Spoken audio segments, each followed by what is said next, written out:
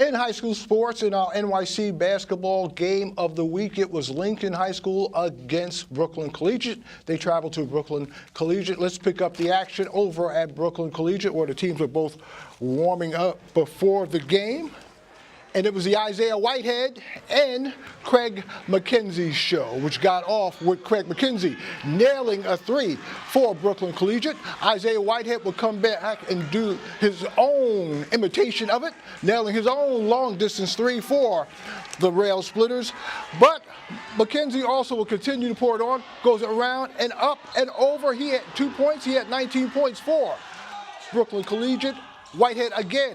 5 3-pointers and 39 points for the Rail Splitters. But Anthony Williams also would go up and under. He had 19 points for the Rail Splitters.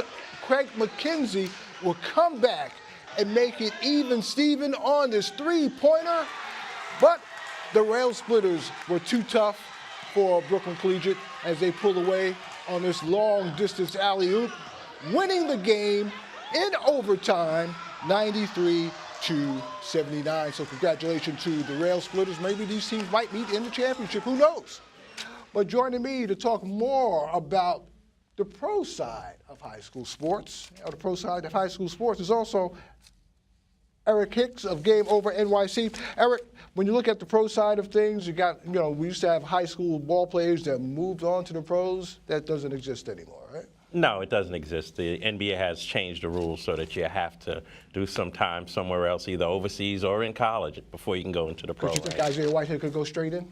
No, these kids are not ready. Physically, they're not ready, but Isaiah Whitehead should one day be a pretty good pro. All right, let's speak of the pros. The Brooklyn Nets have continued to do damage. They beat the Boston Celtics on the road, so it was a homecoming for Paul Pierce and Kevin Garnett. Absolutely. I mean, Brooklyn fans, you really have something to get excited about now. The Nets have won 10 out of the last 11 games. They're on an upswing now. The stars are playing like stars. They're getting healthy. We know Brook Lopez is out for the season, so we can deal with that. But with the play of Sean Livingston, Deron Williams, Telelovich, the team has really started to coalesce and become what we thought they would be when they put together this team of stars and spent all that money. And their coach, you got to give Jason Kidd a lot. Got to give Jason Kidd some coach. A lot of times the coaches get too much blame when they lose and not enough blame when the team is winning. This team is winning. They're coming together, and a lot of credit has to be given to the coach. Sean Livingston, a guy who suffered one of those horrific knee injuries that you saw on TV and you turned your head away from because it made you nauseous to see the knee dislocated. This guy has come back and has played like a star. This is a team that's winning. I mean, they're doing better than the team in Manhattan. But yet, the stars do not come to Brooklyn. Compared, you got Spike Lee and unbelievable. Knicks. The Knicks. Let's just look across the river. The Knicks, once again, according to Forbes magazine, is the most valuable franchise in the NBA, and they win nothing. You're kidding me.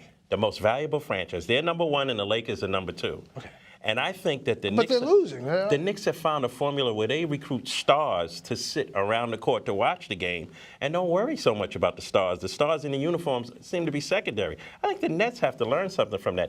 Even if you got to pay the fans, if you got to pay the stars, the movie stars, the actors and the singers to come to the game and sit around the court, because the fan base deserves the same type of excitement and the same type of attention that's going on across the river. What's next right now? Also in the Eastern Conference, the Nets are in the second spot. Behind Toronto. And Nets are in the second spot now. We knew that all you had to do was win a couple of games to climb up in a lousy Eastern division. So if this was a time, if there was any time in the history of the NBA to get a slow start, and an extremely slow start, because the Knicks and the Nets are terrible, and look at the standings, they're still in it. Win a couple of games and you climb right up. And the Nets also were managed to gel together now. Of course, it was a matter of chemistry. It was a matter of chemistry. Because you had Kevin Garnett and Paul Pierce coming from Boston. But we said on our very first show here that the roster was too deep, so they could sustain a few injuries. Everybody's going to suffer injuries. So we always say nobody cares. But everybody's going to suffer injuries throughout the course of an NBA season. But if your roster is deep enough, the injuries allow younger players to step up, fill those slots, and move on. What's next? Well, what's next for the Nets? The Knicks and Nets, they got to continue to win, because it's one thing to get into the playoffs, but we don't want to get bounced out of the first round or swept out of the second round again. I mean, these teams are all in for this year to win a championship. I don't feel it's going to happen for either team, but they're all in for this year. Next year, the stars on the Nets, some of them are a little older, so they're not going to be around. This is Super Bowl week in New York City, and it's a super sports week, too. I mean, the Nets are playing at night. The Knicks are playing. You got boxing at the Barclays Center. You got hockey at Yankee Stadium. Unbelievable. Hey, check this out. The Knicks are playing the Miami Heat the night before the Super Bowl. So if you think that there were stars in town for the Knicks games in the past, it's going to be off the hook. It'll be incredible to see who shows up at that game. So they're going to be fighting to get tickets for that particular game. Absolutely. Because everyone's going to... Hey, you know, one thing we don't want to pass up on is the play of Lance Stevenson, the Brooklyn native Lance Stevenson. He is actually on pace to be an NBA All-Star this year. I think he's going to be put in by the coaches. He's really also, I'm impressed because he's really turned his life around also. After that incident he had his rookie year, he really, got a hold of himself, and man, he's been on the upswing ever since. Right out of Lincoln High School, and a whole lot of stories, a plethora of stories about things, off-the-court incidents and things like that. But he got with a great organization in the Indiana Pacers, and he's turned it around. He's also up to be most improved player in the NBA. So imagine being an all-star and most improved player. You got to take your hat off to the kid. And also, this Larry Bird really got on him there, too, a little bit. Yeah, I think Larry Bird is in his corner. If you got anybody, you got to listen to it. There's like 5 different guys, and he's on that Mount Rushmore of NBA players, Larry Bird. What's happening at the Sty Dome? Everything, man. We're still doing our camps and clinics. We start them at 5 years old. You really need to come out and take a look and see what we get out of these kids at 5 years old, all the way up to 15, 16, 17. Basic basketball, a lot of tournament stuff, a lot of things that kids can use when they go out there to compete on any level. And also off the court?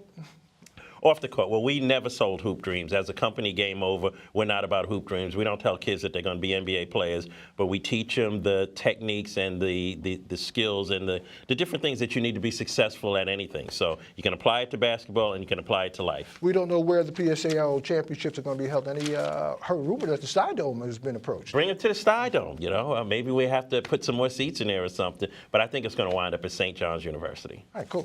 Thanks, Eric. Always a pleasure.